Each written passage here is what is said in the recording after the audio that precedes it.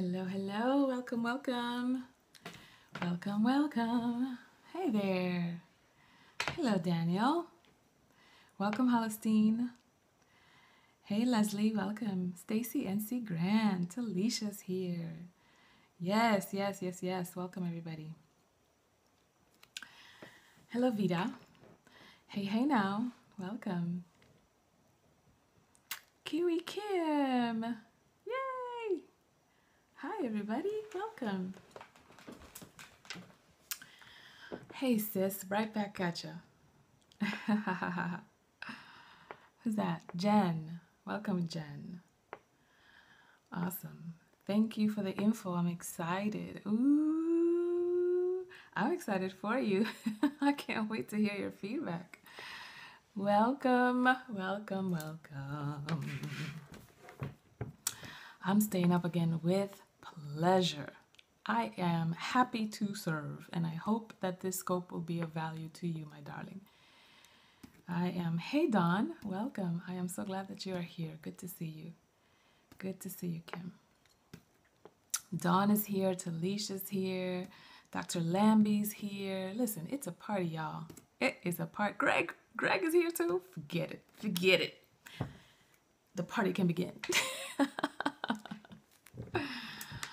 I don't sleep anymore. I just watch scopes all night. Oh my goodness. I hope they're building you up. Whoop, whoop. Hey, Chris Gloss, welcome. I love you more. Thank you, everybody, for all the hearts. 32 of you already? Wow, okay. I am converting people to the night owl.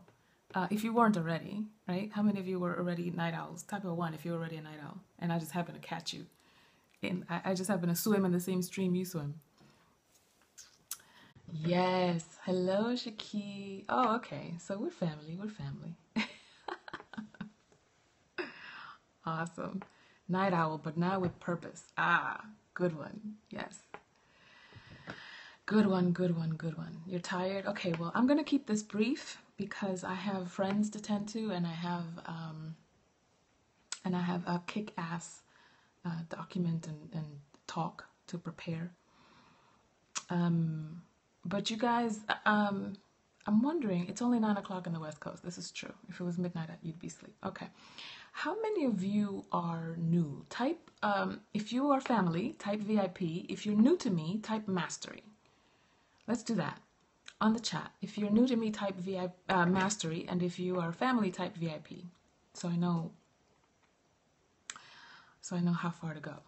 Okay. Family, family, family, family, family, family. Got it. Family, family. All right. Hip, hip, hooray. I don't know what bio means. It's your second live scope. Okay, well, you know what? About the second or third time that you come to my house, you family, you can get your own food in the refrigerator. That's the deal, right? So, okay. So listen. I have been, this time around, Greg, you know the rule. I have been working on a leadership module that I'm doing for one of my clients. And you guys know how I'm always talking about my musical Tourette's. Well, I have movie Tourette's too. You'll even cook something while you're on there? Okay, listen, I do not turn down a man that's going to cook for me, honey. I don't care who you are. I'll eat it if it's good.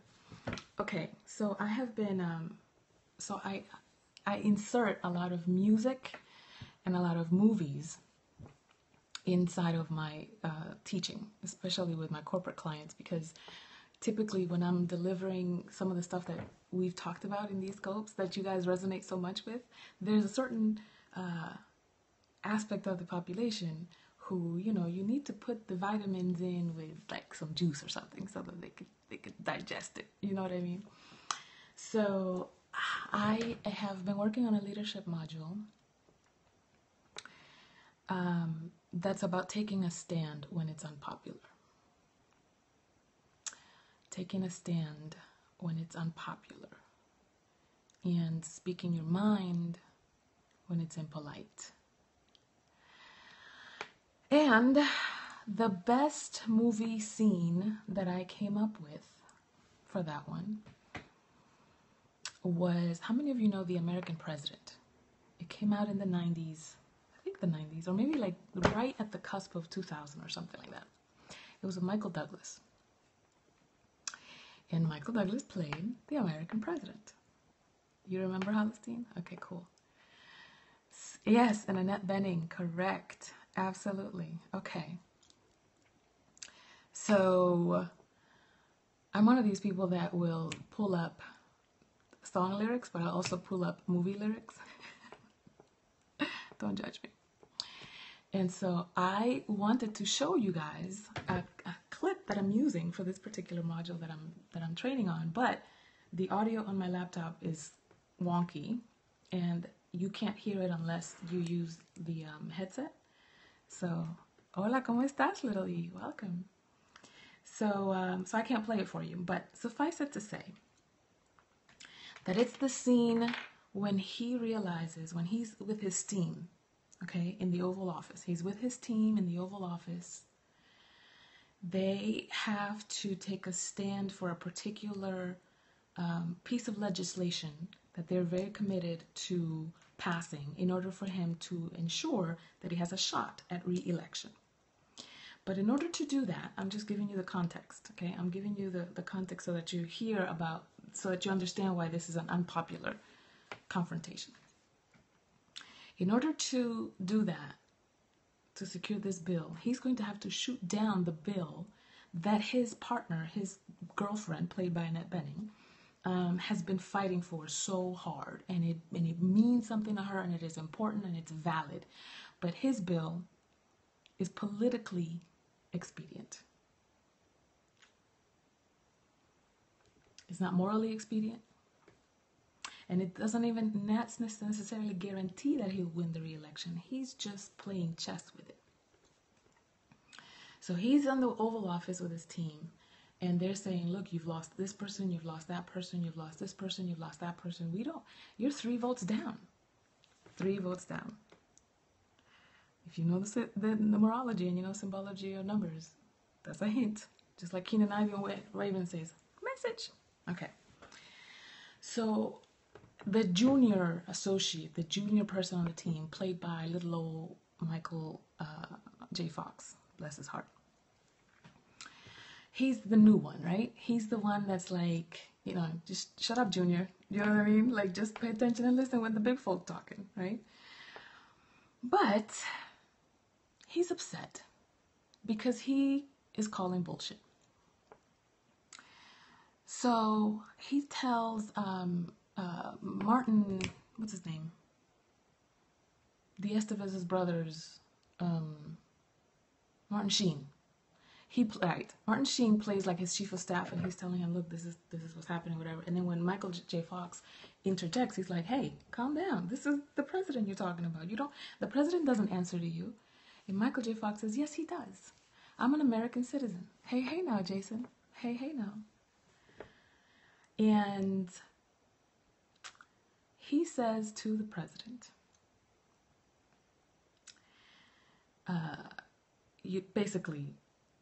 you've lost your balls here, sir. You need to stand. People are having you and your brand for lunch, and you're letting it happen because you're trying to be polite and you're trying to, like, just play it safe. So, enter the quote. He says, the American people want leadership. In the absence of genuine leadership, they'll listen to anyone who steps up to the microphone. They're so thirsty for it that they'll crawl through the desert towards a mirage, and when they discover that there's nothing there, they'll drink the sand. We've had president, and then Michael Douglas, who plays the president, interrupts him. And he says, we've had presidents who were beloved, who couldn't find a coherent sentence with 2 hands and a flashlight. People don't drink the sand because they're thirsty. They drink the sand because they don't know the difference.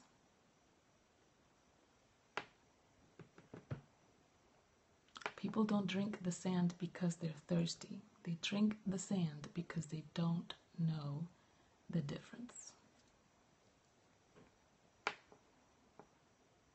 So, how does this relate to you and your leadership?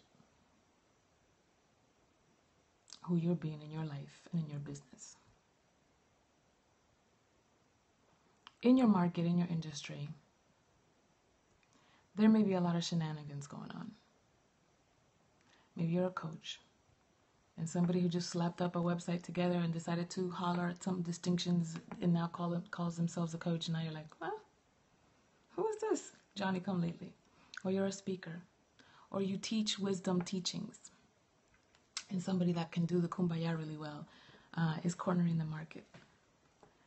Similar scene in Malcolm X. Yes, yes. So there comes a point where even the junior staff member in your team, meaning the less experienced, or perhaps the one that has the less clout, maybe the one that doesn't have a dog in the hunt. Yeah, the game is changing. But that's good news, and that there's bad news and good news, but I'll get to that in a second. But even the junior staff member who doesn't know diddly squat has enough insight, has enough wisdom, and more than that, enough valor and courage, temerity, thank you, to call bullshit and say, no, this is no, we're not doing it this way. You've got to stand up. And I'm saying this to you because, good evening, Avalara. I'm saying this to you because on some level, there's been a part of you, the junior part, the part you don't listen to, the part that's just kind of like hanging around, but that's the one that has the temerity, the small little voice that says, now you know that you need to be up to XYZ, whatever that assignment is, whatever that calling has been on your heart, on your soul, your spirit, whatever you want to call it. You've been called to do something. You've been called to lead some people. You've been called to write a book. I wrote about this in the Thrive Tribe. I was on one today. Let me tell you. It's on one. And you're just sitting on your ass. Some of you, not everybody. On some things, at some level, we're all sitting on our butts on something. And we get away with it because maybe it's not important, because maybe nobody's calling us on it. But there's this little Michael J. Fox inside who may not have the title, may not have the business card, may not have the clout of a chief of staff. But when you look inside at that section of yourself, at that domain of your life, you know you're full of shit. And you know you're letting yourself down. It's like that guy in Full Metal Jacket. He was called to protect his brothers in arms, and he had to safeguard the stairwell because that's where the enemy would come in. And he was so scared. He was so scared and so paralyzed that the enemy saw him, went upstairs. He did not interrupt the enemy from coming, shot all of his brothers in arms, came back downstairs, saw him again pissing in his pants, and decided, you're not even worth killing. You're not even a threat. And left him in the stairwell and kept it moving. Just ignored him. Greg, you familiar with that movie, Full Metal Jacket? Just left him there. Because you know what? You don't have to kill or destroy anything that is not a threat. You just... bloop, bloop. And so, you, on some level, I don't know who I'm talking to. Maybe it's not for you. That's all right. You can just... maybe this midnight musing is not for you. But on some level, you have been so full of shit that the competition is whizzing you by, that the people who depend on you have been whizzing you by. There's been a book that's been on your heart to write, and people are like, well, she ain't writing it. Somebody else gonna have to write it. And then you pass by Barnes & Nobles and it's a bestseller because somebody else wrote it, and you'd be like, I'll be damned. I had that idea 3 years ago. Well, you were in the stairwell, pissing your pants. Sorry. So what I'm saying to you is, I just received the news that good friend's dad passed away. If you're gonna be in the Kool-Aid, you might as well bring sugar. Malachi, that was very clever. I mean, can you lube it up if you're gonna put my foot in it? That's all right. That's pretty good. A friend's dad passed away. Some of you know. I'm not gonna say any names. And you know, I keep trying to tell you that on your deathbed, you're not gonna be wondering whether you were safe enough. You're not gonna be wondering whether you collected enough paychecks. You're not going to be wondering whether, you know, you had a good nest egg. That's not going to be your concern. You're either going to be at peace and surrendering yourself because you've left it all on the field, or you're going to be mad as hell that you don't have more time to correct all the neglectful paralysis and cowardice that you allowed yourself to tolerate.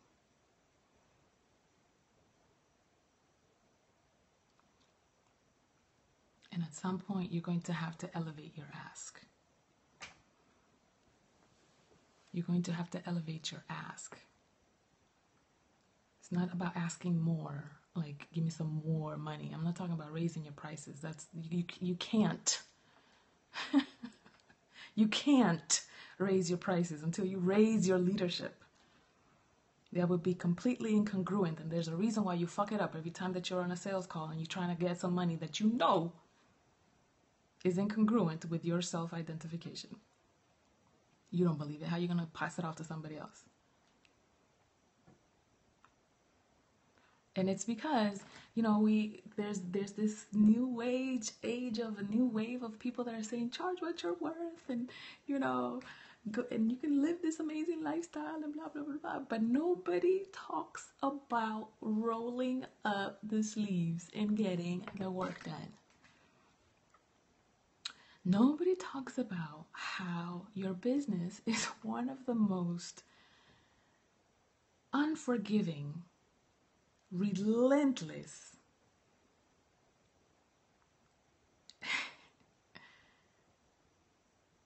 mechanisms for your evolution than you would ever deliberately sign up for. Because you know you sign up for it. You may not sign up for a job, you may not sign up for the military. Some people, that's compulsory. But in this day and age, in the 21st century, when you decide to go into business for yourself, you signed up for that. And it's like saying, I want to have a child and I want to have natural childbirth, but then when the labor pains come, you're like, oh, no, I don't want this. Well, it's too late, baby. You got to push. You don't give up in the middle of childbirth. That's when you have to keep going. Because otherwise, you might die or the baby might die, and you're about to birth something. So this is not the time to piss off. This is not the time to tap out. This is not the time to say no mas. You don't have the luxury. Given what you said that you're up to, given what you said that you wanted in your life, given what you said, oh, enlarge my territory. Okay, all right.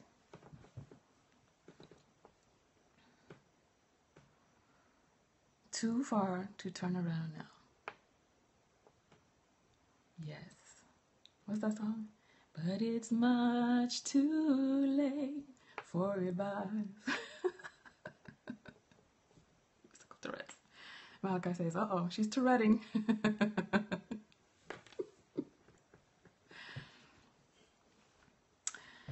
Tony, Dr. Madison is here. Welcome. I didn't see you come in, sir. Welcome. And I want you to know, what's the cost of giving up? Are you willing to pay it? Here's the thing. Kevin Madison is also here. Look at that. It's a party. Here's the thing. I've come too far to only come this far. Oh, I like that. That's a good one. Here's the thing about being called and elevate your ask.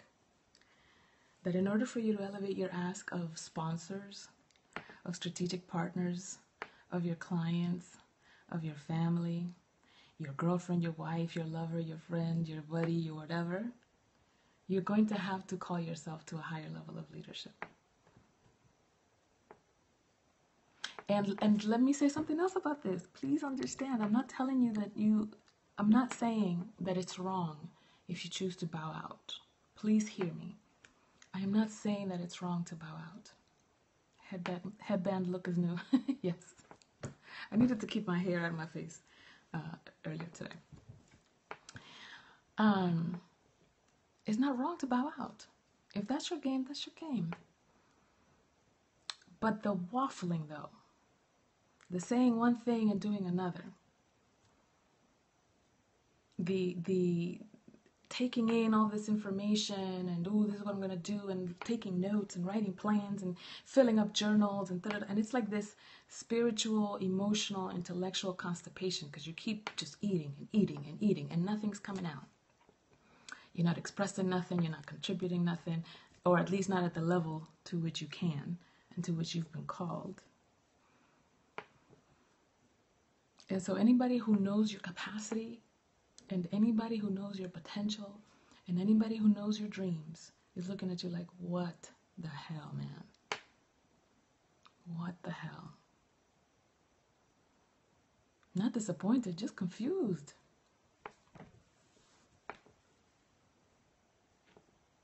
Because the only one at the end of the day, you're the only one that has to underperforming to stay safe. Yeah, so then the question becomes, what are you protecting? Are you protecting your comfort level? Your homeostasis? Status quo? And what's so good about the status quo that you protect it so fiercely? What is it? But you've got to be honest, though. You've got to be honest. That's. I can't even begin to tell you how much this shit rubs me the wrong way. Oh my God. When people just say one thing and do another, that's got to be my next growth opportunity. Because the level of that I get about it tells me that there's a spiritual lesson there. Whew, man. I don't think that there's anything more insulting than that. Especially like smart people to smart people, you know? Like game recognized game. And you're going to pull some shit like that to customers who want to buy from you, or to strategic partners who want to collaborate with you, to your loved ones or your family who want to see you do well. And what you're offering is your bullshit. Like nobody knows what you're doing. I don't know who I'm talking to, but I'll tell you something. If the words are coming out of my mouth first, it's because I need to hear it too. So I just want you to know, in case you didn't think I knew, I'm clear. I'm speaking to me first, always. And the people in front of you that give you that grr reaction, they're talking to you too. Don't get it twisted. It's not some random person in front of you. It's a lesson, it's a teacher. Scared to get some scrapes, but if you scrap to get there, you prove to yourself you can do it. Yeah, you know, like a scope I did I don't know, maybe a week ago. You can do hard things. You're perfectly capable of doing hard things. And people say, you know, this entrepreneurship thing is so hard, and it depends where you're standing. You reveal where you're standing when you say things like that. You expose yourself. You expose the sponsoring thought when you say things like that. When you say things like, I don't know that this is for me. When you just finished saying that this is what you wanted, you expose where you're standing.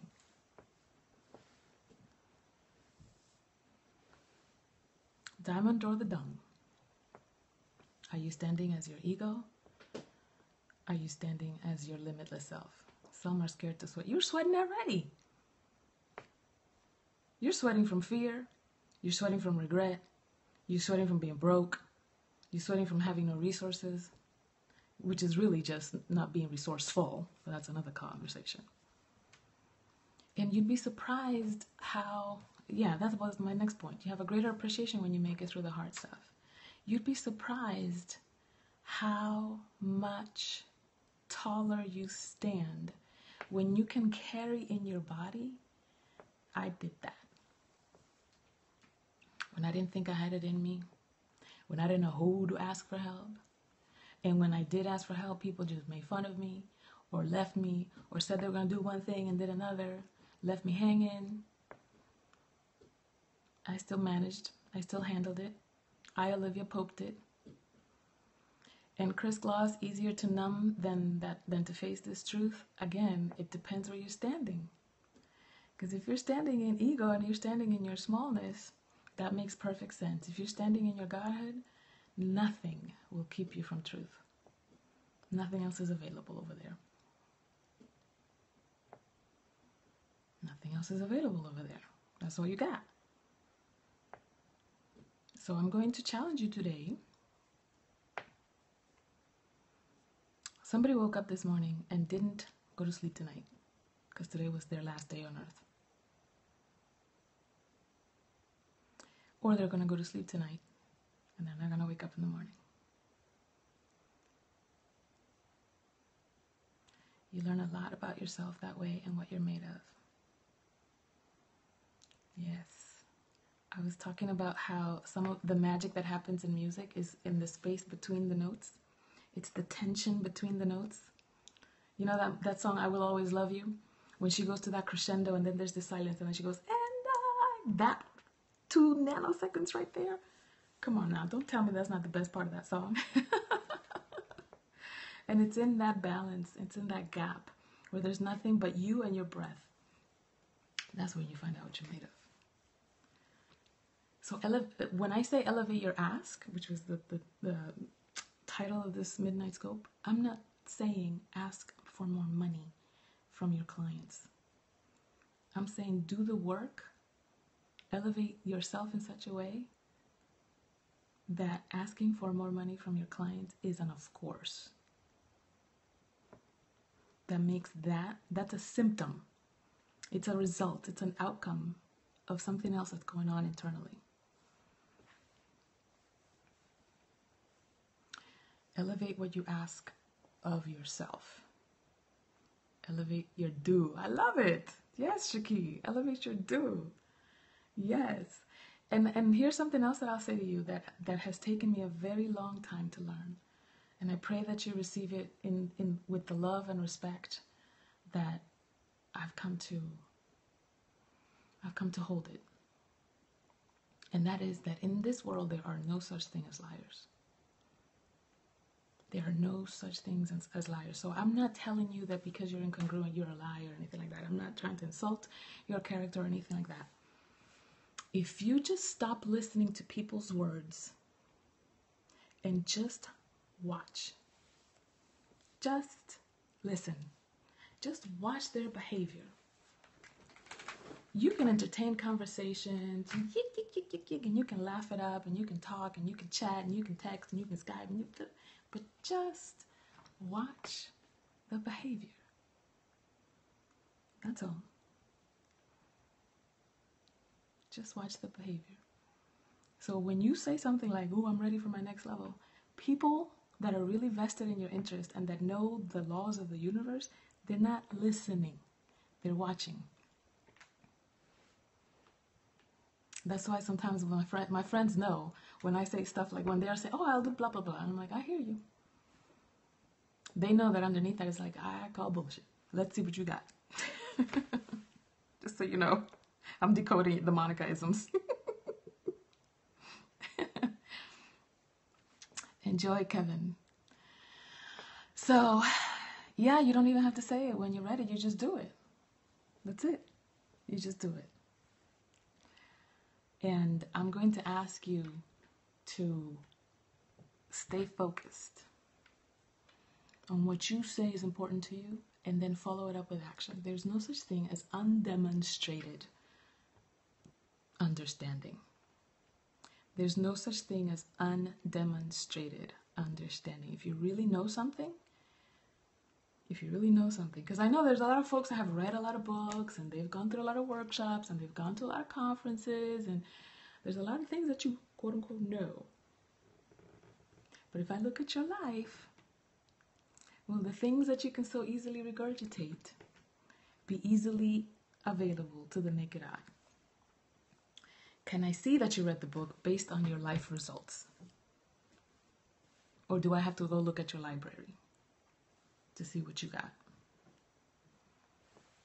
Your library or your life?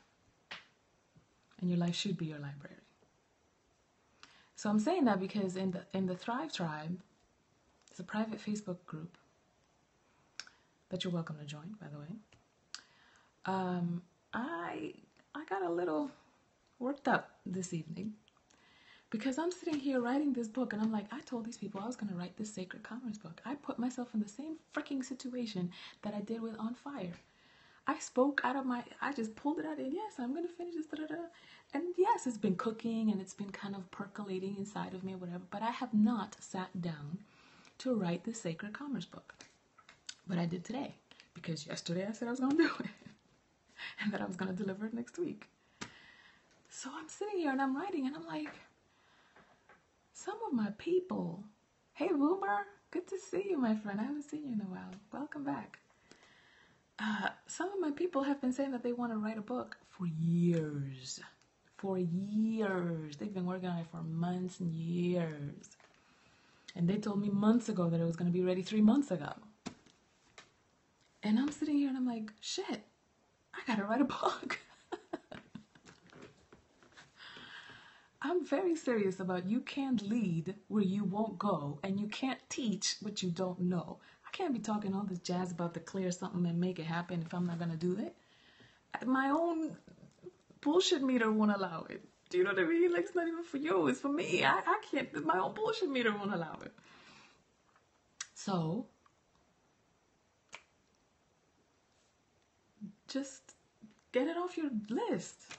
You know, you have this goal list of things that you're going to do and everything else. And every year you keep writing that you're going to write a book. Every year you say you're going to make 6 figures. Every year you're going to say that's the kind of car you're going to buy. And these are the kind of relationships that you're going to have. And you write vision boards and journal pages and shit. And it keeps being the same thing year after year. Just forget it. Just be honest with yourself and say, I am not committed to this particular goal and I am not invested in it enough to make it happen. So I am just going to call myself on it and say, take it off the list. Because based on results, I'm not going to do jack about it. And let's just call a spade a spade. And I promise you that your friends and your family will love you more and respect you more for being that honest and that disarmingly true than if you were to say, I'm working it out. I'm working it out. God's not through with me yet. God has been through with you. He created you and gave you everything that you needed. And you sitting on it. God is through with you.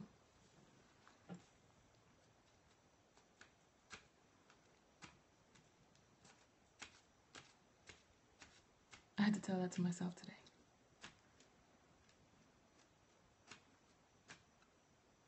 I was sitting there delivering some, because I was like, I can't believe. Here's how it started. Talisha, are you still here? Do something in the chat. Throw up some emojis or something because I'm about to talk about you. I hope Talisha's still here. Some people have been having some issues getting the books that they bought. The On Fire, 7 Strategies to Ignite Your... Oh, she's here. Okay, Talisha. So they've been having issues getting their books. And Talisha was... I sent something to somebody else and Talisha was the one that told me that I had my copy left. And I'm like, okay, so what are you going to do, Monica? Are you just going to let this woman pay for a book, not get it, and say, oh, well, because you want to keep your book? I mean, really? Because that's really the bottom line of it. No, I'm not going to do it. So, yeah, she gets to have my personal copy. And, yes, I autographed it for her again. And that's not because it's like this big deal, you know, Monica's so noble. No, it's because I'm intelligent. I know universal law. And if I leave somebody hanging, guess what? I'm setting myself up to be hung. So as much as I would love to take credit for it and say, oh yeah, you know, because that's how professional I am and that's how prepared in business. No, it's because I know the law. And I know that what goes around comes around and that's not something I want to come around. So I'm not going to plant that seed. And so yes, I mailed it off to her. And so as I was mailing it off, I got home and I'm like, okay, and you said you were going to finish Sacred Commerce by next week and you haven't written nearly a word. You know you have that little voice inside your head that's like, excuse me, sir, ma'am, you over there, slacking, I was like, crap, I need to write this book. And so I started putting some thoughts together. And as I'm writing some thoughts together, I started thinking about some people who are in the Thrive Tribe who have told me, who have declared that they're going to write a book. And I just said, you know what? I'm a finish my book before you get finished with yours, given the pace you've been doing this. And I just started 30 minutes ago. That just blew my mind. Because then I'm thinking to myself, there's some Johnny come lately that came up with an app. Somebody had the thought of Periscope before Periscope showed up on here. Somebody had the idea about Twitter before Twitter showed up in 2008 or whenever it was. Somebody had the idea of Facebook. It started out with MySpace. How come, what's the dude's name from MySpace? Mark or David or somebody? How come he didn't know about how to make it work the way that Facebook did? But you know who I'm concerned about more than him? Tom. Yes, Tom from MySpace. But you know who I'm concerned about? The Toms that you won't hear about because they didn't even put up a website. That shit is just chicken scratches in some notebook in a dorm somewhere in the trunk of an old beat-up car. And never made it to beta. Never mind, full executable company. And so when I say things like unlock your inner CEO, I'm not talking about the position. You know, it's funny you say that, Malachi, because Malik is my son's name, excuse me. Because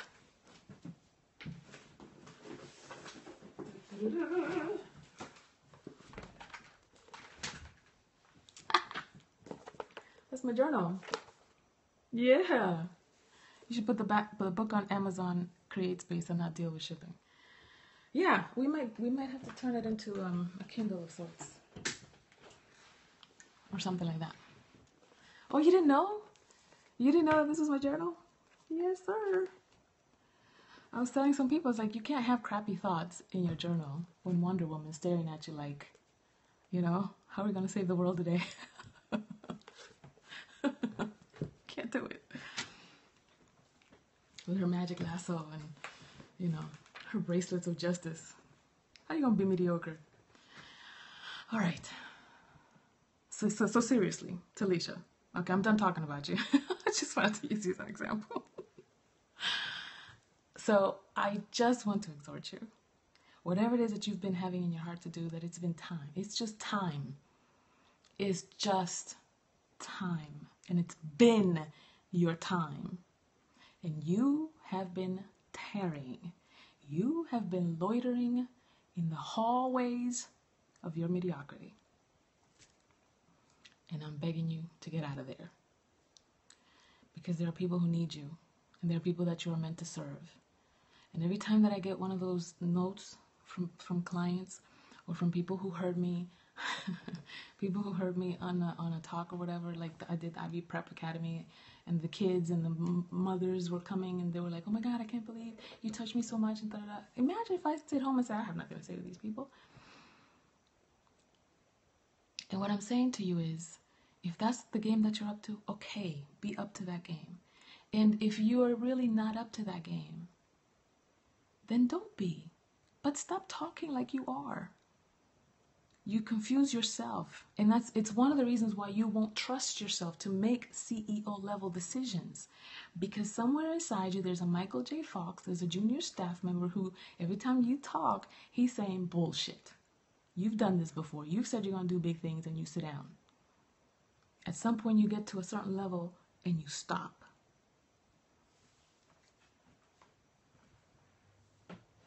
And I'm not moving because I know you're just bluffing. So I beg you, on behalf of your higher self and the people that you're meant to serve, quit smothering yourself with your mediocrity. Just take the blanket off. Get naked and get to work.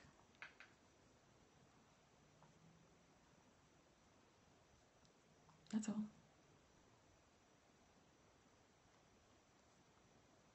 That's all. I mean, I wish it were more complicated than that, but it isn't. I wish it were harder, but it isn't. At the end of the day, it's just you and you.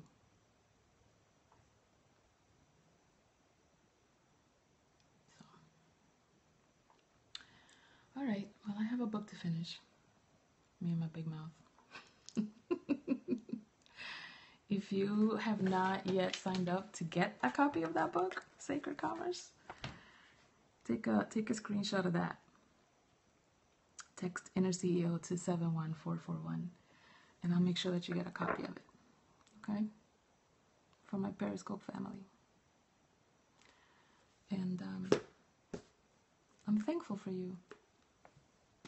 I'm thankful that you're receptive. Not just because, you know, my brand and I'm teaching and I have an audience. Not for that. Not for that. Let me tell you a little story. I know the numbers are dwindling or whatever, but let me just tell you a little story. There was a little kid who went to the beach, and the beach was blanketed with starfish. So many starfish. The return text didn't let me send my name and city. Okay, I'll have to ask Kevin about that. It's Kevin's system, so I'll make sure that we'll hook you up, Dawn. There's this kid on the beach, and there's so many starfish, and they, you know, if you don't throw them back into the water, they'll die. So he starts picking up the starfish, and he starts throwing them into the water, and he's picking them up one by one, throwing them into the water, throwing them into the water. And here comes this old man who's like watching this kid doing this futile task because there's too many of them. He can't get to all of them. He's not going to be able to save all of them. And the old man goes down to where the boy is, and he's like, "Little boy, what are you doing?" And he's like, "I'm putting them back to where they can live so they can swim." And the old man says, "But don't you see how many there are? You're not going to be able to make a difference. Look at all these ones." And he picks up one starfish, and he throws it back into the beach, into the water. He says, "I made a difference with that one. With that one, I made a difference."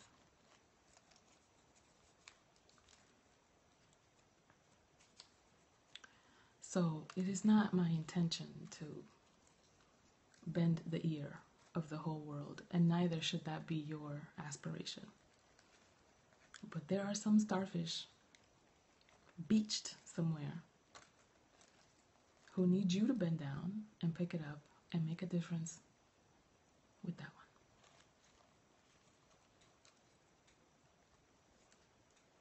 That's why you get off your ass. It's not because of some rah-rah thing. It's because of the difference that you're here to make.